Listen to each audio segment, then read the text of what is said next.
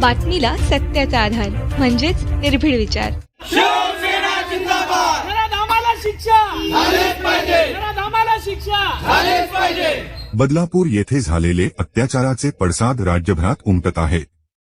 शिवसेना शिरपूर तालुका व शहर तर्फे देखील या घटनेचा जाहीर निषेध व्यक्त करून प्रशासनास निवेदन देण्यात आले. बदलापूर येथील आदर्श विद्यामंदिर प्राथमिक शाळेतील चिमुकलींवर लैंगिक अत्याचाराची घटना ही अत्यंत निंदाजनक व भयावह असून महाराष्ट्राच्या संस्कृतीला काळिमा फासणारी आहे. महिलांचा अपमान, त्यांच्यावरील अत्याचार, महिलांवर बंधने लादणे हे छत्रपतींच्या महाराष्ट्रात खपवले जाणार नाही. संबंधित दोषीस तात्काळ फाशीची शिक्षा देण्यात यावी अशी मागणी करण्यात आली. तसेच शिरपूर तालुका व शहर अंतर्गत येणाऱ्या प्रत्येक शाळा, माध्यमिक शाळा, महाविद्यालय परिसरात कॅमेरा बसविण्यात यावे. तसेच नियमित कर्मचाऱ्यांबरोबर बाहेरून अथवा कंत्राटी पद्धतीने केल्या जाणाऱ्या नेमणुकीपूर्वी चारित्र्य पडताळणी अहवाल स्थानिक पोलीस प्रशासनाद्वारे प्राप्त करून घेणे अनिवार्य करावे व प्रत्येक शाळेत, माध्यमिक विद्यालयात, महाविद्यालयात विद्यार्थी सुरक्षा समितीचे गठन करण्यात यावे व त्या समितीत स्थानिक प्रशासन, पालक, शिक्षक वृंद समाविष्ट करण्यात यावे अशी मागणी यावेळेस करण्यात आली.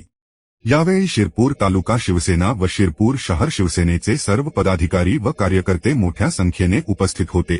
अतिशय निंदनीय घटना घडली, त्याच्या निषेधार्थ आज शिरपूर विधानसभा क्षेत्रातील सर्व शिवसेनेचे, महाराष्ट्र वाहतूक सेनेचे, युवा सेनेचे, सर्व शिवसेनेच्या पदाधिकाऱ्यांच्या वतीने आज विभागीय अधिकारी प्रांत साहेब यांना शिवसेनेकडून एक तीव्र निवेदन देण्यात आलेलं आहे. जो बदलापूरचा नराधम आहे याला फास्ट ट्रॅक कोर्टात ही केस चालवून त्याला त्वरित फाशी व्हावी किंवा त्याला जनतेच्या ताब्यात देऊन त्याला अद्दल घडली पाहिजे, जेणेकरून महाराष्ट्रातच नव्हे तर या भारतात कोणीही अशा घटना करण्याचा धाडस करू नये. आणि याचा तीव्र शब्दात आम्ही या शिवसेनेच्या माध्यमातून निषेध व्यक्त करतो.